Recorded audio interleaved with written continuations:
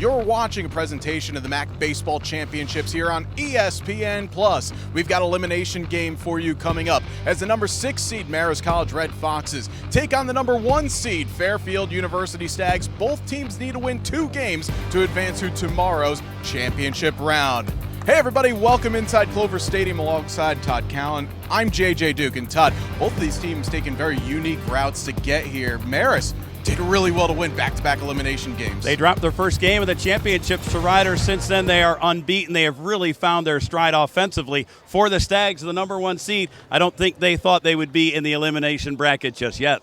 That they didn't think, but boy, we got a couple of big hitters to look for tonight. First off, Justin Kapuzinski. He has been absolutely blasting the ball around this park. How about last night? 4 for 4, 2 mammoth home runs for Kapuzinski, and to top it off, he makes the final out in the field to secure the win. I mean, if we're talking about mammoth homers, Matt Bergevin clearing the 408 sign yesterday against Devin Sheeran. Regular season All-MAC honoree, and he did blast a home run.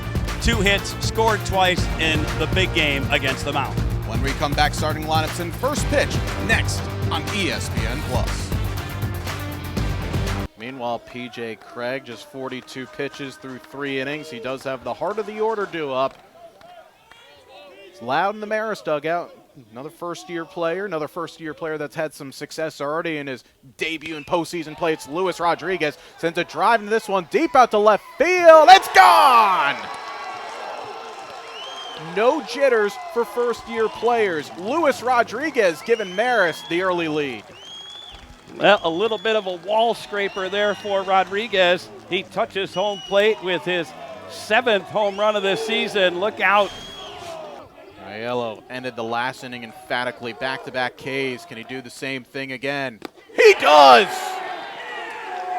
Battle back and win that battle. Exactly what Christian Aiello does. Preserve the 1-run lead for Riders. We head to the bottom of the 8th. Elevated fastball, missing barrels. That's what Christian Aiello does.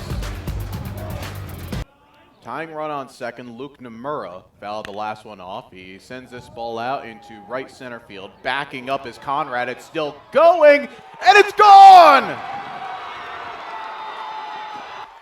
The ball just kept carrying to right field. The short porch has been unlocked by Luke Nomura. Well, the flags will tell you that the wind is blowing out that way, and how about it? Luke Nomura shows you his number 2, and it's a 2-run home run to give the Stags the lead. The Mountaineers, through their equally prolific big boy in Devin Sheeran, but also Devin Sheeran, as this ball is hit to the left side, could be 2. It is 2. Just exactly what the doctor ordered, a 5-4-3 double play. What I was about to say was Sheeran was fatiguing because he threw on 3 straight days. But Cameron, that's one way to help yourself out. It's a short lead by Schrader at first. Kell kicks and deals. This ball is lifted to left field. Carrying. Goodbye. He is Mr. MAC Tournament. Matt Ward does it again. Well, the Purple Eagles breaking out a little bit of the long ball here in this 8th inning. Matt Ward, he too stomps on home plate. Join the circle. Fairfield baseball once again a regular season champion, or this time co-regular season champion, as they went 20-4 in league play and another 30-win season under Bill Courier. They won all MAC series. They've won 22 straight of them. But here's the more impressive thing, Todd. They lost their first 10 games of the season. Yes. And still found a way to finish 10 games over 500. Yeah, I talked to Bill Courier about that. What was that like? And it's not like anybody's pressing the panic button. They knew the schedule that they had set out for them. And, well, nothing too terrible is going to happen in February. Just keep the ship on the right course, having people believe they certainly did. It's a message that you can easily buy into with Coach Courier. And the payoff, another 30-plus win season. I mean, you talk about the teams that they set their course to begin the year. 3 at UNC Greensboro, who entered this week with an RPI of 54. Then you go down to James Madison, who's currently with an RPI of 44. Then George Mason, always a very solid team in their own right. Of those 9 losses to begin this season, over half of them were by less than 2 runs. Ethan Hibbard scalds that one for a base hit, and Fairfield, once again, the leadoff hitter on base. So how about Bill Courier's moves right now, right? He moves Kip into the cleanup spot, gets an RBI single. Hibbard drops down a few slots into number 7.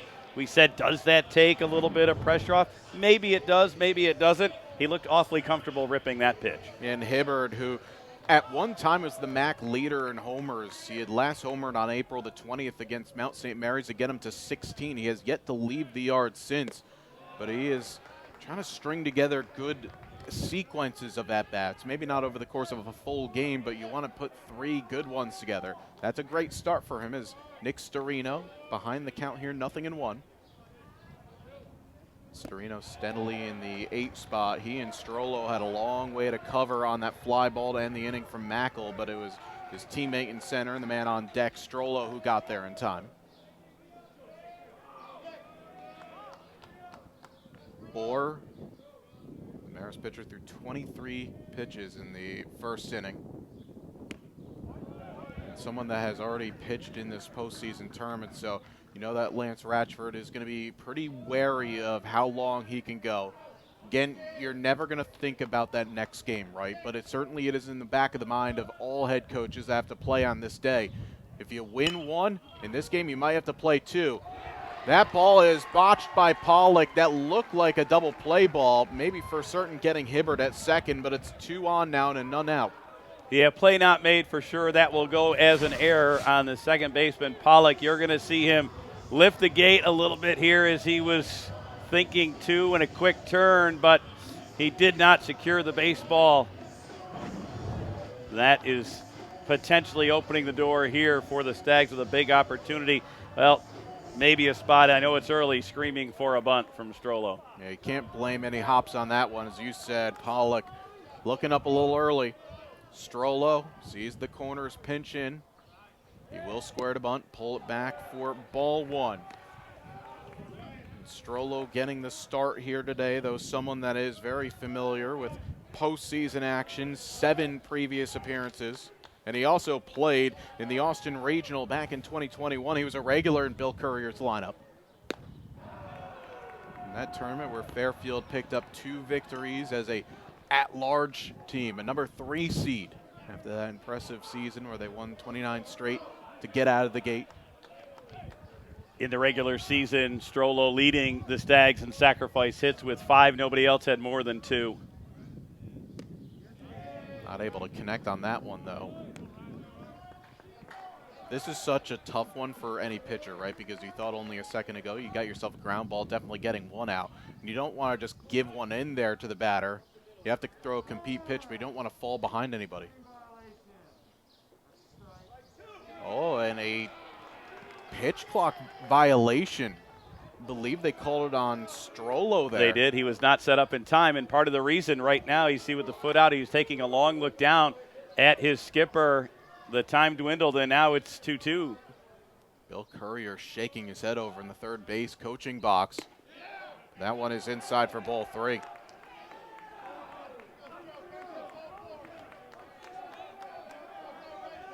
That's the first time we've seen one of those calls get enforced. We've had violations for pitchers not looking at the hitter, basically not being allowed a quick pitch.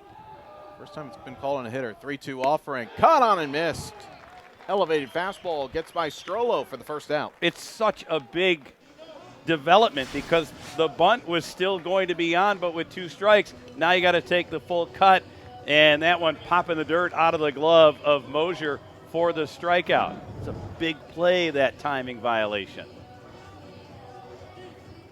Let's see how Fairfield adjusts here as they go back to the top of the order in Dean Ferrara, who walked in his first plate appearance.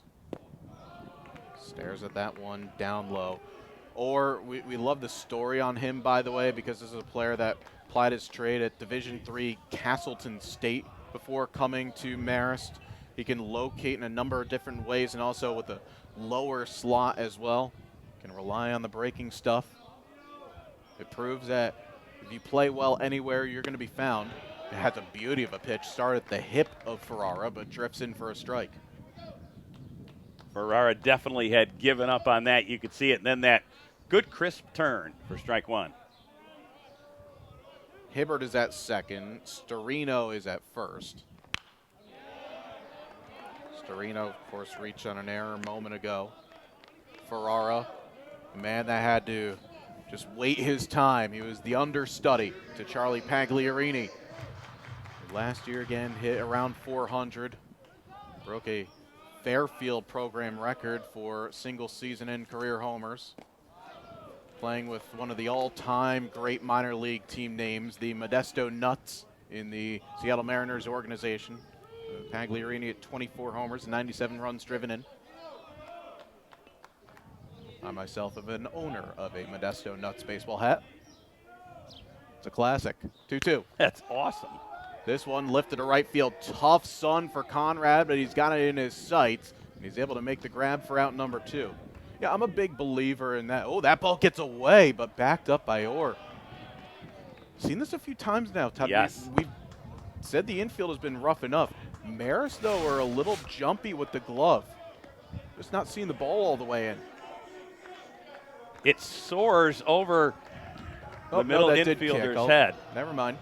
Right, it was the bounce though, and then, but again, great job by Orr to be in the right position. You do it all the time, and you hope it never comes into play, but when it does, you better be there, and Orr was. And from our perspective, down the third base line, it looked like it was straight at Ali, but take that one back. That one was a sharp turn. This ball lifted down the first base line, gets out of play.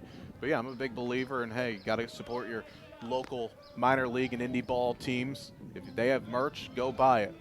Absolutely. It's a nice looking gift shop here, just peering through the windows. I didn't loiter too long. I didn't want anybody to come over after me, but looking through the windows there, it's a nice gift shop here for the Boulders. Yeah, I might have to ask one of the employees to see if we could pop in there maybe before the championship tomorrow. That ball's in the dirt, gets away from Mosier. Everyone moves up a station. Well, now a base hit can score 2. It's a critical spot. Yes, it's early, just the bottom of the second, but Fairfield, they love to play from in front. They are tough to catch. There is bullpen relief getting loose. There's a righty down in the pen. That is Tyler Hartley. He's been up for probably the last couple of minutes. Yeah, it's one of those that you're trying to buy outs right now. How many innings can you get out of your starter before you have to go to the pen? The 1-1 offering, this one fouled back. Nomura singled up the middle in his first at-bat. Yeah, at this point in the tournament, you don't have many regular weekend starters, if any, and then usually you're going to your midweek guys for games 4 and 5 that you play. You're just trying to buy outs right now. Good stop by Mosier. All right, we'll flip this, though. That's got to be so difficult for the pitcher, knowing that it's not a lack of a confidence thing. It's just saying that, man, there's so much pressure. Can you give us these outs? Otherwise, we're taking you out straight away. It lingers. 2-2. Is in there for strike 3. How about that little backdoor breaking ball from Riley Orr? Freezes Luke Nomura and strands 2 in scoring position. We're through 2 innings here at Clover Stadium. Fairfield leads Marist 1-0.